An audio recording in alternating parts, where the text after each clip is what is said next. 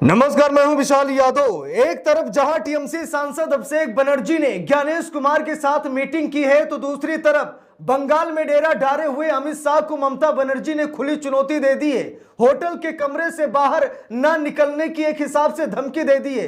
तो तीसरी तरफ यूपीएससी की तैयारी कर रहे छात्रों को मोदी सरकार ने 440 वोल्ट का झटका दे दिया है। दोस्तों, हम सभी लोगों को मालूम है कि एसआईआर के नाम पर बंगाल में बवाल सा चल रहा है। ममता बनर्जी बार बार चुनाव आयोग को चिट्ठी लिख रही हैं कि एसआईआर प्रक्रिया को बंगाल से हटा दिया जाए, बंगाल में बंद कर दिया जाए। यहां तक कि हर राज्य की विपक्षी पार्टियां एसआईआर का विरोध कर रही हैं, लेकिन चुनाव आयोग किसी की नहीं सुन रहा है। इसी मामले में टीएमसी सांसद अभिषेक बनर्जी ने ज्ञानेश कुमार से मुलाकात की है, ज्ञानेश कुमार से मीटिंग की है और मीटिंग के दौरान जबरदस्त भिड़ंत हो गई है। इसका खुलासा खुद ब खुद टीएमसी सांसद अभिषेक बनर्जी ने किया है। दोस्तों, यहां पर देखिए, लिखा भी है, हमारे प्रतिनिधिमंडल ने मुख्य चुनाव आयुक्त ज्ञानेश कुमार के साथ मीटिंग की। वे मेरी बात से गुस्सा हो गए। मैंने उनसे कहा कि आप नॉमिनेटेड हैं और मैं जनता द्वारा चुना हुआ हूं। आप अपने बॉस के प्रति जिम्मेदार हैं। यहां पर देखिए, अभिषेक बनर्जी ने कहा कि मैंने चुनाव आयोग से कहा, ज्ञानेश कुमार से कहा कि आप नॉमिनेटेड हैं, यानी कि मोदी शाह ने आपको चुना है, लेकिन ये मत भूलिए कि जनता ने मुझे चुना है, मैं सांसद हूं और तुम मुख्य चुनाव आयुक्त हो, तुम्हें नॉमिनेटेड किया गया है, मुझे जनता ने चुना है, तो आप अपने बॉस के प्रति जिम्मेदार हैं। अब यहां पर यह बात अभिषेक बनर्जी ने ज्ञानेश कुमार से कही, जिसकी वजह से ज्ञानेश कुमार अभिषेक बनर्जी से वो नाराज हो गए। देखिए, यहां पर लिखा है, मैं बंगाल की जनता के प्रति जिम्मेदार हूं, अगर उनमें हिम्मत है तो मीटिंग की फुटेज सार्वजनिक करें। अब यहां पर देखिए दोस्तों, एक हिसाब से टीएमसी सांसद अभिषेक बनर्जी ने ज्ञानेश कुमार को खुली चुनौती दे दी है कि ज्ञानेश कुमार की अगर हिम्मत है तो मेरी जो मीटिंग हुई है उसकी तस्वीरें सोशल मीडिया पर शेयर कर दें, उसे साझा कर दें। लेकिन ज्ञानेश कुमार की हिम्मत नहीं है कि ज्ञानेश कुमार मीटिंग की फोटो को सार्वजनिक कर पाए। दोस्तों, वहीं पर यूपीएससी की तैयारी कर रहे छात्रों को मोदी सरकार ने बहुत बड़ा झटका दे दिया है। आपके भी परिवार में, आपके नाते रिश्तेदार में, आपके सगे संबंधी यूपीएससी की तैयारी कर रहे होंगे, यूपीएससी सीएसई की तैयारी कर रहे होंगे। अब उनको बड़ा झटका लग गया है। मोदी सरकार ने क्या कहा, देखिए, लिखा है, वक्त की बर्बादी है।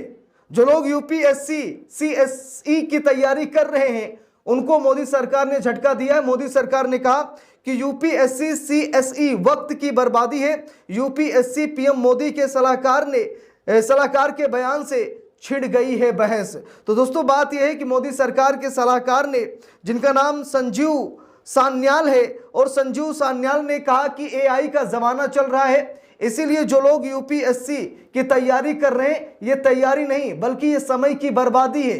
तो मोदी सरकार क्या कहना चाहती है कि यूपीएससी की तैयारी जो लोग सालों साल से कर रहे हैं वो लोग तैयारियां छोड़ दें। क्या मोदी सरकार नौकरी नहीं देना चाहती है? इसीलिए मोदी सरकार अपने सलाहकार से, संजीव सान्याल से, ये कहवा रही है कि यूपीएससी की तैयारी करने का मतलब समय की बर्बादी है। दोस्तों, वहीं पर इलाहाबाद हाई कोर्ट ने योगी सरकार पर 20 लाख का जुर्माना ठोक दिया है। बुलडोजर तांडो के नाम पर जस्टिस करने वाली सरकार पर यह बहुत बड़ा एक्शन लिया गया है। इलाहाबाद की खंडपीठ लखनऊ ने योगी सरकार पर यह जबरदस्त एक्शन लिया है। दोस्तों, ये एक्शन इसीलिए हुआ क्योंकि कई ऐसे मामले हैं जहां पर कोर्ट में मामला पेंडिंग पड़ा रहता है, लेकिन उसके बाद भी बाबा का बुलडोजर चल जाता है। इसी मामले पर हाई कोर्ट ने योगी सरकार पर 20 लाख का जुर्माना ठोका है। यानी कि बुलडोजर की अवैध कार्रवाई चल रही है। जहां पर खुद के नेताओं की बात आती है तो वहां पर पेट्रोल खत्म हो जाता है।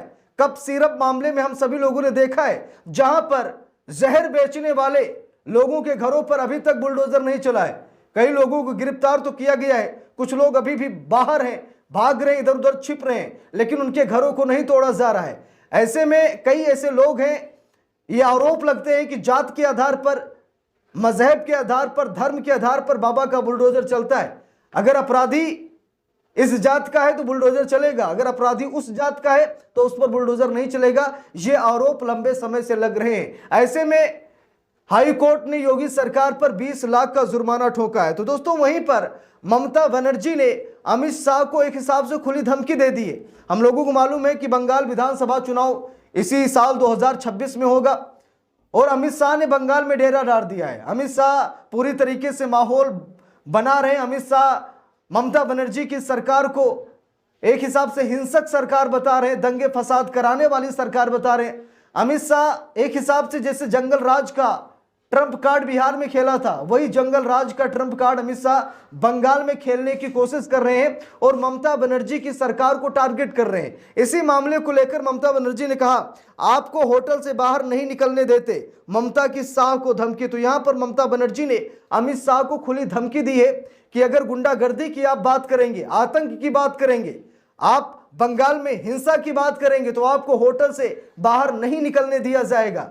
और अगर हमारी सरकार ऐसी है तो आप जिस होटल में ठहरे हैं या फिर निकल रहे हैं बाहर, मीटिंग कर रहे हैं, प्रेस कॉन्फ्रेंस कर रहे हैं, आप वो भी ना कर पाते, आप कर पा रहे हैं। इसका मतलब यह है कि बंगाल में कोई जंगल राज नहीं है। तो दोस्तों वहीं पर सुप्रीम कोर्ट ने हम सभी लोगों के लिए बड़ी अच्छी गुड न्यूज दी है, जहां पर सुप्रीम कोर्ट के चीफ जस्टिस सूर्यकांत साहब ने बता दिया कि 24 घंटे अब अदालत खुली रहेगी। जैसे अस्पताल में इमरजेंसी वार्ड 24 घंटे खुला रहता है, वैसे ही अब सुप्रीम कोर्ट में 24 घंटे सुनवाई का प्रावधान बनने जा रहा है, जिससे कि लोगों को अब और भी सुगम न्याय मिलेगा। देखिए खबर में लिखा है अब इंसाफ के लिए 24 घंटे खुलेगी अदालत, लीगल इमरजेंसी पर सीजेआई सूर्यकांत का ऐतिहासिक फैसला।